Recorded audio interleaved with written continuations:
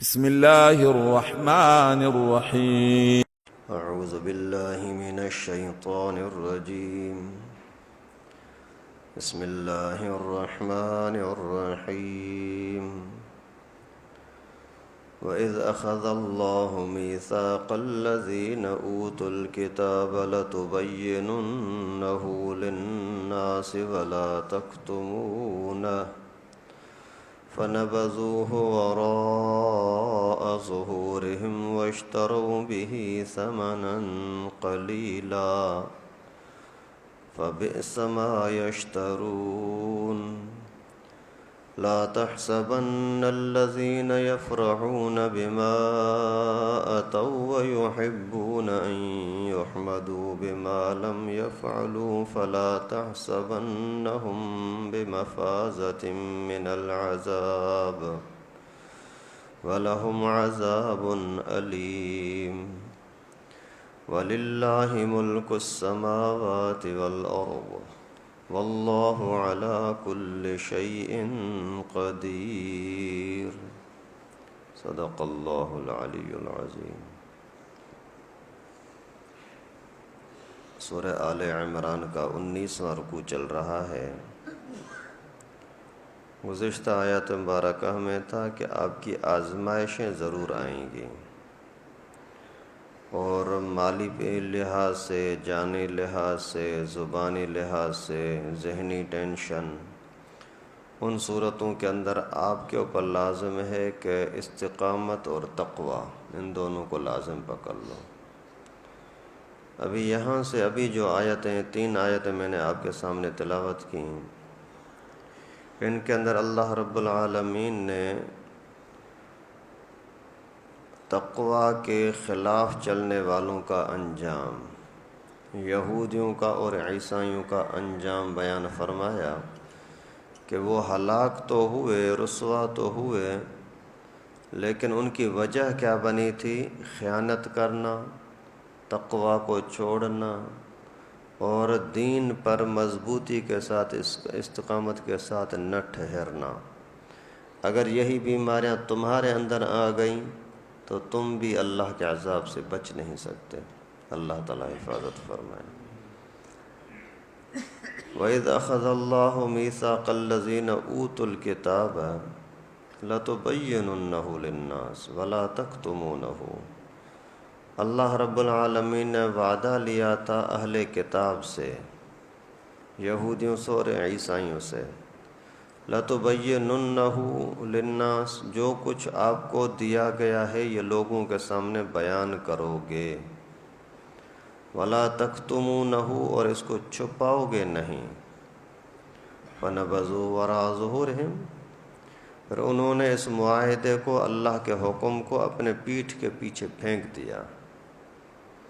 وَاشْتَرَوْا بِهِ ثَمَنًا قَلِيلًا، بدلے میں لے رہے تھے تھوڑے سے پیسے، دنیا کا سامان. فَبِئْسَ مَا يَشْتَرُونَ، پھر بہت ہی بری تھی وہ چیزیں جو بدلے میں لے رہے تھے. یہودیوں کے ہلاکت کا بڑا ذریعہ، رسوائی کا بڑا ذریعہ، ان کے اوپر جو لعنت برسی، اسی لعنت کا بڑا سبب یہ تھا کہ وہ دین کو چھپاتے تھے. تورات میں بھی ان سے وعدہ لیا گیا، انجیل میں بھی ان سے وعدہ لیا گیا کہ آپ کو جو کچھ دین کا حکم دیا جا رہا ہے اس کو چھپانا نہیں، آگے پہنچانا. تو انہوں نے ہر حکم کے اندر اپنے فائدے کو دیکھا. جہاں ان کا اپنا فائدہ نظر آتا تو وہ حکم لوگوں کے سامنے رکھتے، اور جہاں ان کو اپنا فائدہ نظر نہ آتا تو وہاں اسی دین کے حکم کو چھپاتے. مثال کے طور پر پیغمبر کریم صلی اللہ علیہ وسلم کے زمانے میں کسی یہودی عورت نے زنا کیا تو اللہ کے نبی صلی اللہ علیہ وسلم کے پاس کیس آیا، کیونکہ حکومت اسلام کی تھی، مسلمانوں کی تھی. جب حکومت اسلامی ہوگی تو پھر مسلمان رہے یا کافر رہے، فیصلہ اسلام ہی کرے گا، حکومت کرتی ہے. جیسے آج کے زمانے میں اگر کوئی مسلمان امریکہ کے اندر کوئی جرم کرے تو امریکی قانون کے حساب سے اس کو سزا ملتی ہے، لیکن اللہ کے نبی صلی اللہ علیہ وسلم نے ان سے فرمایا کہ ابھی آپ کا فیصلہ آپ کے شریعت کے مطابق میں کروں گا، بتاؤ تمہاری شریعت میں کیا ہے۔ ابھی انہوں نے جلدی سے کیا کیا کہ اپنے علماء کو، یہودیوں نے اپنے علماء کو بلایا کہ ہم آپ کو پیسے دیتے ہیں اور آپ اسی تورات کے اندر تبدیلی کرو۔ پھر وہ آ کر کے باقاعدہ پیغمبر کریم صلی اللہ علیہ وسلم کے سامنے کہنے لگے کہ نہیں، سنسار کا حکم لازمی نہیں ہے، بس اس کا منہ کالا کر کے اور علاقے کے اندر گھمایا جائے گا۔ تو وہ سمجھ رہے تھے کہ پیغمبر کریم صلی اللہ علیہ وسلم کو تورات نہیں جانتے، تورات عربی زبان میں ہے نہیں، پیغمبر کریم کی زبان عربی۔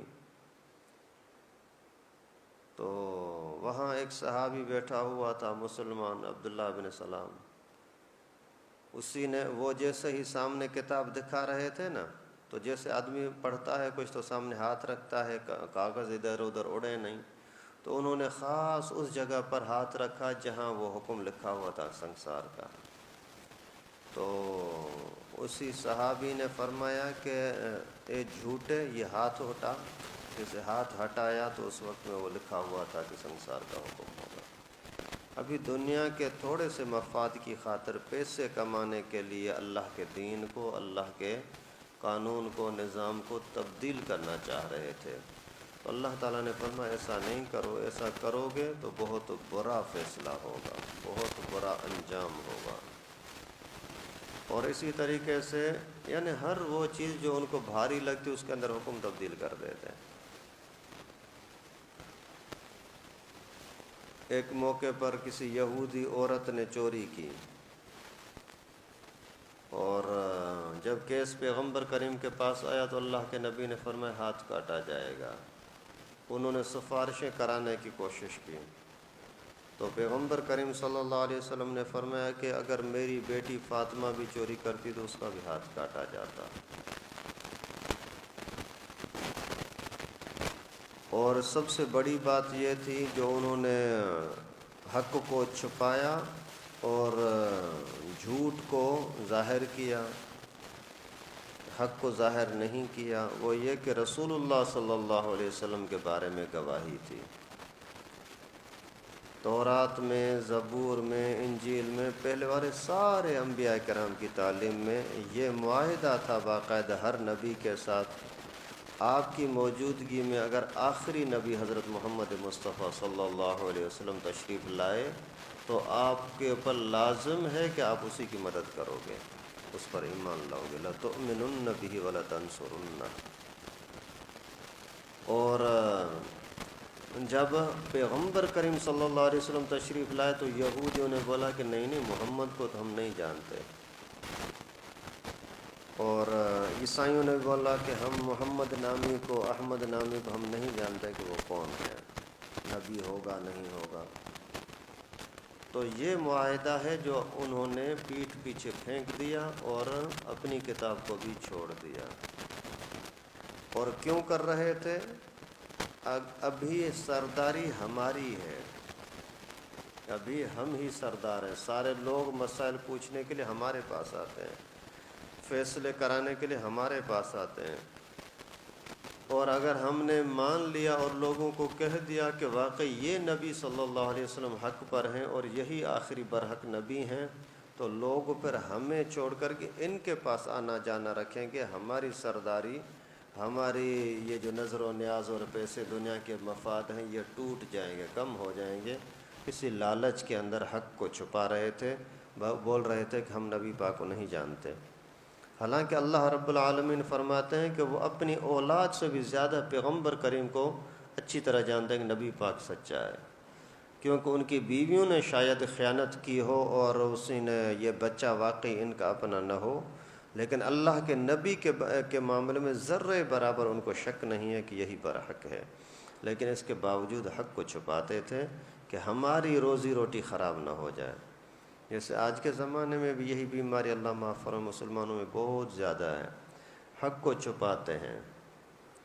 اگر کسی بندے کو پتہ ہے کہ یہ ہمارا جو دوست ہے نا اس نے چوری کی ہے، پتہ ہے، اس کے باوجود وہ بتائیں کہ نہیں یار یہ ہماری دوستی خراب ہو جائے گی. اگر یہ بیماری آج ہمارے اندر ہے تو پھر یہودیوں کی ان سازشوں میں اور ہمارے اندر کیا فرق ہوا؟ ہمارے خاندان کے بندے نے غلطی کی ہے تو اس کی پردہ پوشی کرو، کسی دوسرے نے کی ہے تو اس کو پھیلاؤ، اچھالو. بعین اسی طرح کی حرکت اگر ایک کے اندر پائی جائے تو اس کو خود اچھالتے رہو کہ یار یہ بالکل غلط کرتا ہے، یہ بالکل غلط کرتا ہے. وہی بیماری، وہی خرابی اگر آپ کے کسی دوست کے اندر ہے تو پھر اسی کو چھپانے کی کوشش کرو، نہیں نہیں یار ایسی باتیں نہیں کرو. تو یہ یہودی بیماریاں تھیں جو آج مسلمانوں میں بھی ہیں. بہت سارے جگہوں پر بالکل جاہل لوگ یعنی امام بنے ہوئے ہیں، نہ داڑھی رکھنے کے لیے تیار ہیں. ابھی کچھ دن پہلے ایران سے کسی نے مسئلہ پوچھا کہ ہمارے پاس نماز پڑھانے والا بالکل داڑھی کٹا ہے، ذرہ برابر آدھے انچ کے برابر بھی داڑھی نہیں ہے. ان کو بولو تو وہ سمجھتے بھی نہیں ہیں. اگر ان سے مسائل کے اوپر بات کرو تو پھر اپنی طرف سے ٹھوک دیتے ہیں. اگر کوئی اسی کو بولو کہ یار فلاں مفتی صاحب نے یہ بولا ہے، یہ بولا ہے، بولتا ہے جاؤ، تو کون ہوتا ہے مفتیوں کا نام لینے والا؟ ابھی اس طرح کی باتیں کرنے کا کیا مطلب ہے؟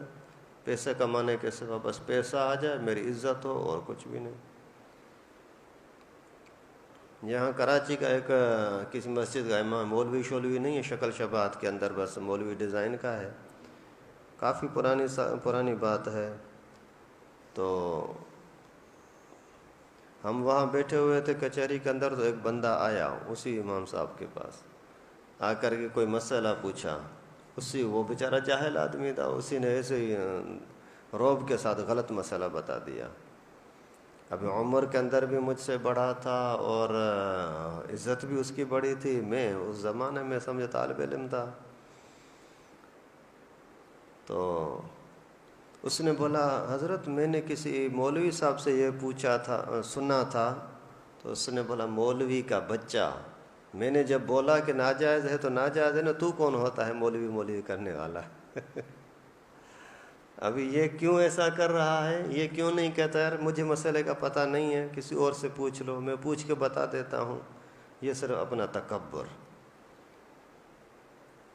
بس اللہ تعالیٰ حفاظت فرمائے.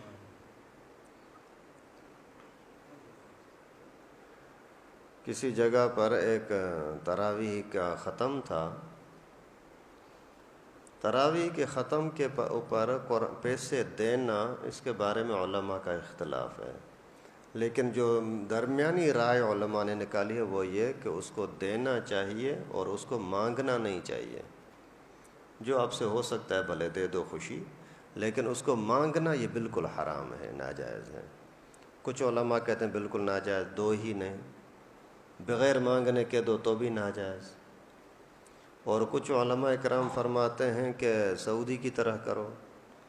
سعودیہ کے اندر امام کعبہ کو سونے کے بڑے بڑے سیٹ دیتے ہیں تحفے کے اندر، بنگلے کی چابی، بنگلہ پورا اس کے حوالے کر دیتے ہیں اسی تراویح کے بدلے میں. یا خیر، تو یعنی کچھ علماء بہت زیادہ کہتے ہیں کہ نرمی کرو، کچھ بہت سختی کرتے ہیں. تو درمیانی رائے یہ ہے کم از کم مانگنا نہیں چاہیے، اس کو خود نہیں مانگنا چاہیے. کوئی اور بولتے تھا یار ہمارے اوپر یہ احسان کر رہا ہے، اتنی بڑی ہمارے نیکیوں کا ذریعہ بن رہا ہے، تھوڑا سا دے دیں.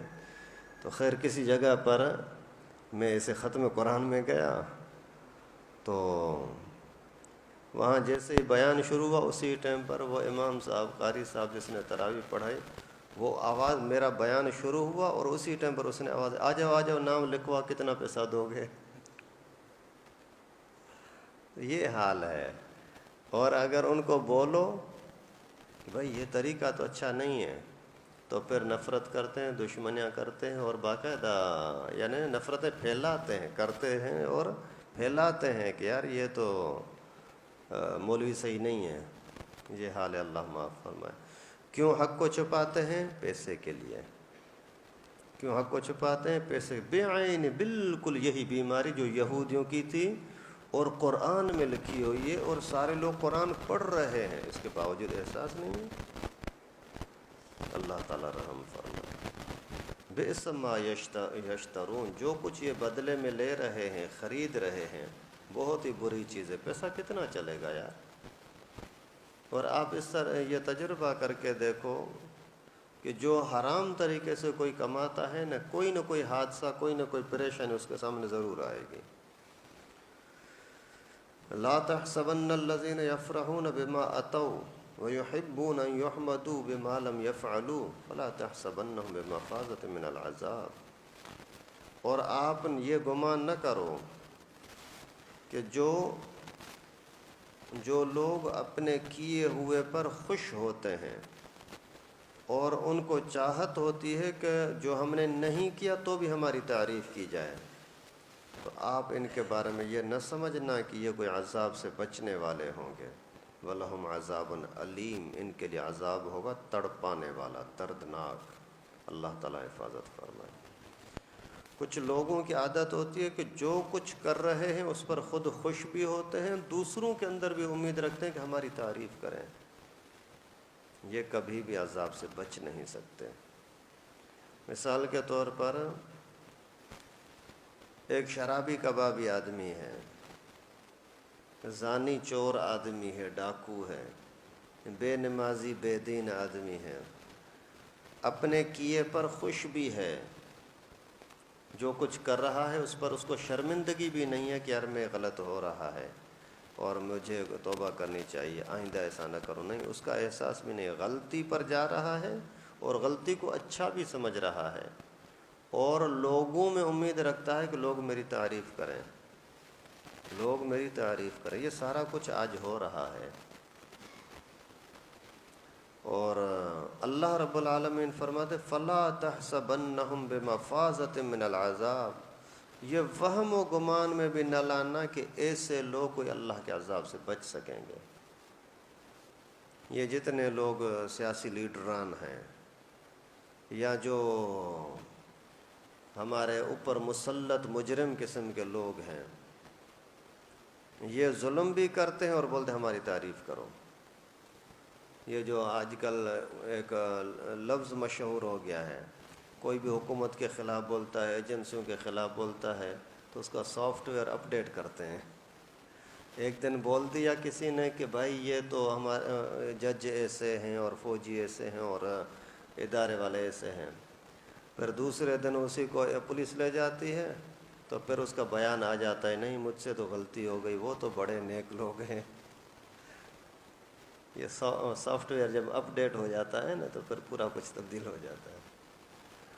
یہ جو ابھی کمشنر تھا اسلام آباد کا، پہلے دن بولا کہ زبردستی مجھ سے سارے نتائج تبدیل کروائے ہیں، 2 دن کے بعد بولتا ہے کہ میرا دماغ کبھی کبھی خراب ہو جاتا ہے۔ تو کرتے بھی غلط ہیں اور پھر اس میں خود خوش بھی ہوتے ہیں کہ ہم صحیح جا رہے ہیں، اور لوگوں کو بولتے ہیں اب ہماری تعریف کرو۔ یہ بیماری بڑی خطرناک ہے، اللہ معاف فرمائے، کہ کوئی بندہ خود لوگوں سے تمنا رکھے کہ میری تعریف کرو۔ ہاں، جو اچھا کیا ہے اسی پر آپ کی چاہت کے بغیر کسی نے تعریف کی، ماشاءاللہ یہ بندہ بڑا اچھا ہے، اچھی بات ہے، یہ اللہ کی طرف سے ہے، اللہ تعالیٰ نے تمہاری تعریف لوگوں کے اندر مقرر کر دی۔ جیسے کوئی دکاندار اچھا ہوتا ہے، بھائی یہ دودھ کے اندر پانی نہیں مل رہا تھا، بڑا اچھا بندہ ہے، یار یہ کپڑے کے اندر دھوکہ نہیں کرتا، صاف بات بتا دیتا ہے یار یہ کپڑا اتنے کا ہے، یہ اتنے کا ہے۔ اور اسی طریقے سے جو بھی چیز ہو تو ان کی تعریف از خود اللہ تعالیٰ مسلمانوں کی لوگوں کی زبان پر جاری کر دیتے ہیں، بھلے کافر کیوں نہ ہو، کام صحیح کرے گا سارے لوگ اس کی تعریف کرنے، یار یہ بڑا اچھا ہے، یہ بڑا اچھا ہے۔ لیکن اگر کوئی بندہ کرے جھوٹا کام، غلط کام، اور لوگوں کو بولے کہ میری تعریف کرو، جیسے سارے یہ ایڈورٹائز والے ہوتے ہیں، یہ جو کمیشن ایجنٹ ہوتے ہیں کمیشن پر، بھائی یہ تو ایسی اچھی چیز، یہ تو ایسی اچھی چیز، جب لو تو بالکل ناکارہ۔ وہ ایک واقعہ لکھا ہے کہ ایک بندے کا گدھا تھا، بالکل نکما، کسی کام کا نہیں تھا، ابھی اس کو بیچ رہا ہے، شکل شباہت گدھے کی بھی ایسی، اور یعنی مضبوط نظر نہیں آ رہا تھا، وہ سست کمزور بیمار، پورا دن کھڑا رہا، کوئی خرید ہی نہیں رہا تھا۔ جب دن گزرنے لگا تو پھر ایک آیا کوئی ایجنٹ، کمیشن پر کہ میں آپ کو بکوا کے دیتا ہوں، مجھے کتنے پیسے دیتا ہے؟ تو اس نے بولا کہ مالک نے بولا مجھے صرف اتنے پیسے دے، باقی جتنے میں بیچے وہ تیرا ہے بس۔ پکا؟ ٹھیک ہے پکا۔ پورا دن وہ تھکا ہوا تھا، وہ سمجھ رہا تھا ابھی بک ہی نہیں رہا، جتنے میں نکلے۔ آ کر کے اس نے آواز لگائی، بھائی یہ ایسا خاندانی گدھا ہے، نسلی گدھا ہے اور لاسانی ہے، اسی کے برابر کوئی ہو ہی نہیں سکتا، کھاتا تھوڑا ہے، کام زیادہ کرتا ہے، ابھی کتنے دنوں سے ہم نے اس کو کھلایا پلایا نہیں ہے، پھر بھی دیکھو مضبوطی کے ساتھ کھڑا ہوا ہے۔ وہ مالک ہی آ کر کے اس کو بولتا ہے، یار اگر اتنا اچھا ہے تو نہیں بھیجتا، میں واپس اپنے پاس رکھتا ہوں۔ تو یہ کہ اس کی تعریف کا لائق نہیں ہے، لیکن تعریف کر رہے ہیں۔ دھوکہ، شرارت۔ وہ کوئی فارس کا بادشاہ تھا، کسی شاعر کو یہ بات سوجھی کہ بادشاہ سے پیسے نکالو، تعریف ہر ایک کو اچھی لگتی ہے، کسی کو بولا یار تو دیکھ تجھے کتنا حسین ہے، وہ ہو بھلے بالکل نکما، بولو حسین ہے تو وہ خوش ہو جائے گا، ارے یار میں تو حسین ہوں، پھر وہ پھولنے لگتا ہے۔ تو بادشاہ کو جا کر کے اس کے اشعار پڑھ کر کے اس کی تعریف کی، تو بادشاہ بھی خوش ہونے لگا، لیکن بڑا ہوشیار آدمی تھا بادشاہ، تعریف کرتا رہا۔ تو بادشاہ نے اسی ٹائم پر اعلان کیا کہ اس کو 2 لاکھ روپے دے دو۔ تو وہ خوش ہوا اور جا کر کے اسے منشی کو بولا کہ بھائی 2 لاکھ روپے دے دو۔ اس نے بولا کہ بھائی ہم پورا یہ کارگزاری لکھیں گے کریں گے تو 2 دن کے بعد آ جانا۔ ٹھیک ہے بھائی۔ وہ گیا، جا کر قرضے شرضے لینا شروع کیے۔ 2 دن کے بعد جب واپس آیا، آ کر کے ان منشیوں کے ساتھ بات کی، کلرکوں کے ساتھ، اس نے بولا بھائی بادشاہ سلامت سے منظوری لے آؤ۔ بادشاہ کے پاس گیا، حضرت میں آ گیا۔ بھائی کون؟ حضرت آپ نے بولا تھا 2 لاکھ روپے انعام کا۔ بولا کون ہے؟ بولا حضرت 2 دن پہلے میں نہیں آیا تھا، آپ نے بولا تھا 2 لاکھ۔ بولا کس چیز کے؟ بولا میں نے جو اشعار پڑھے تھے اس کی وجہ سے آپ کی تعریف کی تھی، آپ کے حسن و جمال کی، آپ کی حکومت کی، روب داب کی۔ تو اس نے بولا کہ اللہ کے بندے، تو نے بھی مجھے زبان سے خوش کیا تھا، میں نے بھی تجھے زبان سے خوش کر دیا، بس نہ تیری باتوں کی کوئی حیثیت نہ میری باتوں کی کوئی حیثیت۔ تو نے مجھے خوش کرنے کے لیے زبان چلائی تھی، میں نے تجھے خوش کرنے کے لیے زبان چلائی بس۔ تو کبھی بھی یہ چاہت رکھنا کہ میری لوگ تعریف کریں، یہ اچھی بات نہیں ہے۔ خود بخود تعریف کریں، یہ اللہ کا انعام ہے۔ اور آپ نے جو اچھا کام نہیں کیا، پھر بھی آپ کی تعریف کر رہے ہیں، تعریف ہو رہی ہے، سمجھو کہ اللہ کا عذاب ہے۔ یہ تمہارے لیے بہت بڑا نقصان کا ذریعہ ہوگا کہ آپ اس گھمنڈ میں آ جاؤ گے، آپ نے اچھا کیا نہیں، پھر بھی لوگ بولتے ہیں بڑا اچھا ہے، بڑا اچھا ہے۔ بھائی کہاں اچھا ہے؟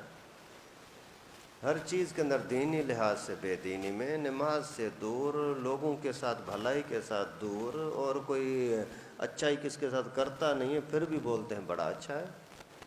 چور کے لیے بولتے ہیں بڑا اچھا ہے، ڈاکوؤں کے لیے بولتے ہیں بڑا اچھا ہے، تو پھر اس سے بڑا اللہ کا عذاب اور کیا ہوگا؟ تو ایسے اگر کوئی مجرم ہے تو اللہ تعالیٰ فرماتے وَلَهُمْ عَذَابٌ علیم، ان کے لیے بڑا دردناک عذاب ہوگا۔ اللہ تعالیٰ حفاظت فرمائے۔ وَلِلَّهِ مُلْكُ السَّمَاوَاتِ وَالْأَرْضِ، اور کائنات کا کنٹرول، زمین اور آسمان کی طاقت اور بادشاہی اللہ کے پاس ہے۔ واللہ علی کل شیء قدیر، اللہ رب العالمین ہر چیز پر قدرت رکھنے والے ہیں۔ جب زمین کا مالک بھی اللہ، آسمان کا مالک بھی اللہ، زمین کے خزانے بھی اللہ تعالیٰ کے پاس، آسمان کے خزانے بھی اللہ تعالیٰ کے پاس، اب لوگوں کی چاپلوسی چمچا گیری کیوں کرتے ہو؟ آپ اللہ تعالیٰ سے مانگو، اللہ تعالیٰ سب کچھ آپ کو دیں گے۔ اور اللہ تعالیٰ ہر چیز پر قدرت رکھنے والے ہیں۔ کوئی غریب ترین ہو اس کو اللہ تعالیٰ امیر ترین بنا دے، اللہ تعالیٰ کے لیے مشکل نہیں۔ کوئی امیر ترین ہو اس کو اللہ تعالیٰ غریب ترین، گھٹیا ترین ذلت کے اندر پھینک دے، اللہ تعالیٰ کے لیے کوئی مشکل نہیں ہے۔ اللہ تعالیٰ سے دعا ہے کہ ہم سب کو قرآن کو سمجھنے کی، عقیدے کو، توحید کو، اللہ کی قدرت کو سمجھنے کی توفیق نصیب فرمائے۔